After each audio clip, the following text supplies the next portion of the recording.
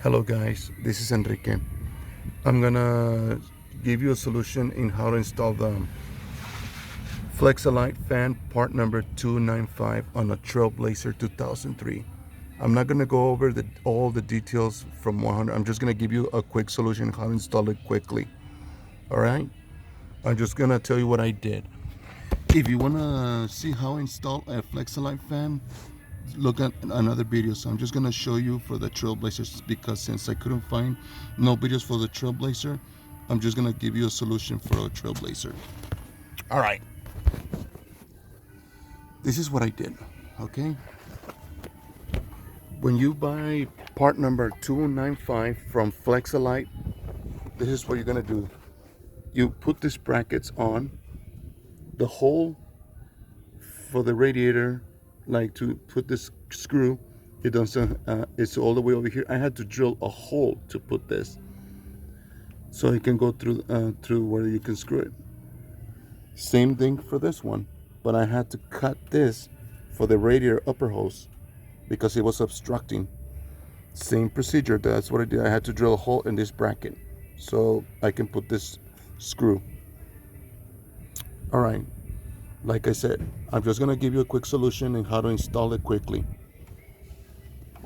It's gonna take a lot of work, to be honest with you guys, but I'm just gonna give you the basics so you can know how to install it on the Trailblazer. You see those two right there? Those are the transmission cooling lines that go to the radiator. I had to cut. Oh, I had to cut them. I had to cut those transmission lines because it was obstructing where this fan is, so I couldn't lower this fan down. I had to cut them and replace them with those because the lines that were coming over here, like here, and then going down. So what I did, I cut them. I used these hoses so it can go all the way down around the fan, all the way to the lower part of the radiator. Let me show you. If you see, the lines are going down and go around the radiator on the bottom. I had to get these hoses and clamps. And then if you notice on the bottom, where they're coming down, they're connected to the other part of the radiator cooling line, where it goes right here, and the other one over here. So what I'm trying to say, I replaced it with those hoses. This one, hold on. There's one, and the other one. That's one right there, and the other one here. Do not cut this line all the way through. Just cut some space for that. Just cut some of it, but not all of it. All right. Like I was saying, yeah. Because if you don't cut these transmission lines, it won't do any good to put an electric fan on a Trailblazer, because it will be obstructing. Anyway, let's go up.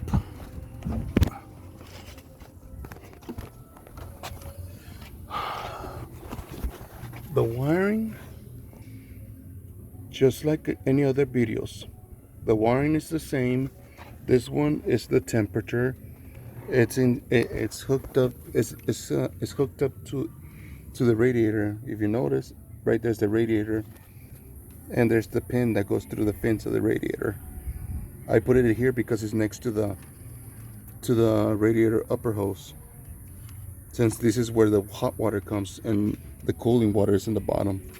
So it will turn on very quickly once the hot water is passing through. The green wire, it's for the AC. You connect it on the positive one, the red one. And since this is a Trailblazer, it's a red wire. You hook it up. You hook up the green wire with the red one. Because if you do not connect the green wire, when you turn on the AC and your engine is not hot enough, your air will not blow cold. So when you turn on the AC, this line sends a signal to this to turn on. Otherwise, if the fans are not on and you turn the AC is not gonna blow cold. Okay, the temperature one, number 10 and 11, these two, they're one is one, but it divides in two. This is for the temperature. The red one right here, it only sends a signal when you turn on the key, so you can turn on. Because otherwise, this is always hot, always. But it won't go through unless this sends a signal to turn it on, and then this clicks in through this. Now this red wire, it's over here. Flex-A-Lite provides something to hook it up on this fuses. I selected this fuse right here. This is on my truck. This position right here is for the fan clutch. Well, I'm not gonna be using the fan clutch anymore, but I put two fuses just in case, you know. I got this wire online. It's better. And this hole right here, it only turns on when the key is on. So you always got to look for one that it only turns on with the key on. But under no circumstances, do not choose ECM. Do not choose the fuse for ECM if you're gonna do this. Choose something like accessories, fan, stuff like that. But never choose the ECM fuse. Now this one right here, this battery terminal, it goes right here. It's hooked up to here. Now this is where I hooked up the other one. Look, let me show you. If you notice, this battery. Okay. Oh, great. Hold on. Hold on, guys. Okay, in the terminal, I see this is the positive one. There's a wire going through here that feeds the fuse box. So I put this one. It's like, instead of hooking it up directly to the battery, since this cable is feeding this fuse box and it's always live, so I hook up this wire to this one right here. And they provide a fuse box. So one line goes to the fuse box and the other line goes to that one right there, to the fan. Right here, the big red wire. The ground wire, the black one, is for ground. You don't have to hook it up to the positive, negative battery. You can hook it up on the chassis like I did. Like right there. Right there.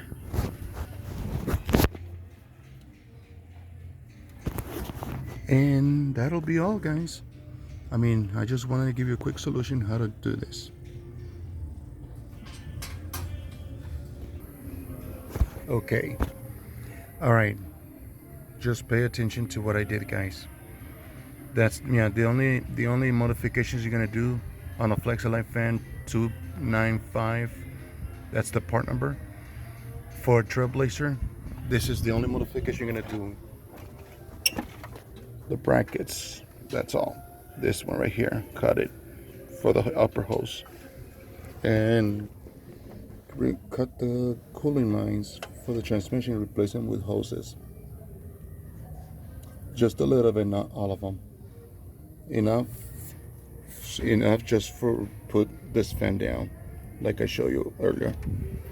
And that's it, guys. I mean, it's not really that much hard work.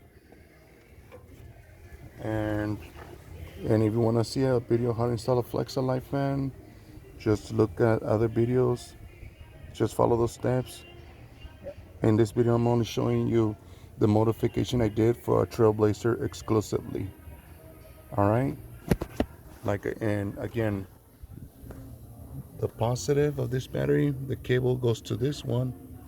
So I hook up the hot wire on this one, so I don't have to connect anything to the battery. So the battery can be free of wiring, so I can disconnect the battery without disconnecting additional wires. All right, that'll be all, guys. Have a good day.